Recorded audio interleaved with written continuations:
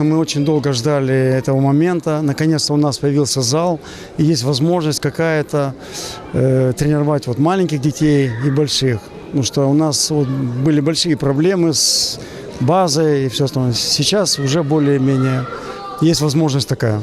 С появлением вот этого зала ковра, да, вот действительно стало больше детей приходить, потому что в основном дети идут туда, где хорошие условия.